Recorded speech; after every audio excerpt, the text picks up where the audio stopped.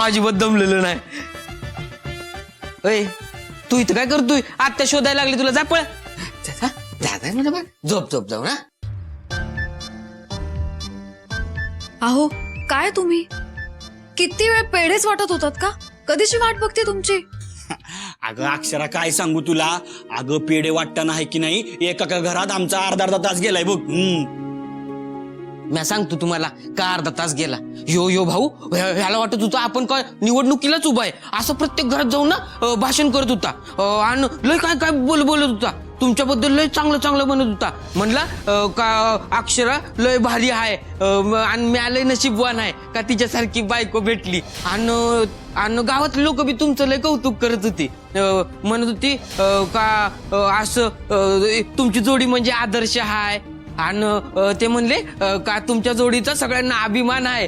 गावात अशी 1 नंबरला आहे. तुमच्या जोडीचा सगळ्यांना आदर्श आहे. तुमच्या जोडीला आत्यानं बोलवलाय. नाही मला आत्यानं बोलवलंय काहीतरी काम आहे.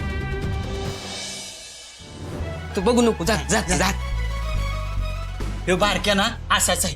एकदा काय सुरू झाला ना की थांबाचं नावच घेत नाही. पण तू बरोबर म्हणतोय जरा दमाला झालंय.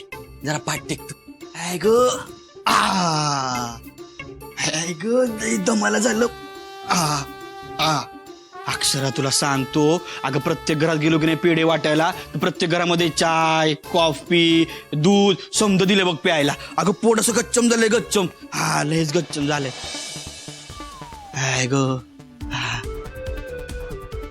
पण अक्षरा तुला माहितीये काय म्हणजे तुला सांगतो नवरा बायकोने एकत्र मिळून एखादं स्वप्न बघितलं आणि ते पूर्ण झालं ना की त्याचा आनंद असा वेगळाच असतोय बघ. म्हणजे ना असं वेगळंच समाधान असतंय चेहऱ्यावर. काय बी म्हण अक्षरा आपल्या आयुष्यात एवढ्या विचित्र घटना घडल्या पण तरी बी तुला पुण्यांदा तुझा मान सन्मान मिळाला ना याच्यापेक्षा ना दुसऱ्या आनंदाची गोष्ट काय असूच शकत नाही. आज आहे ना लय भारी वाटतंय मला. लयच भारी असं मोकळं वाटायलंय. शांत.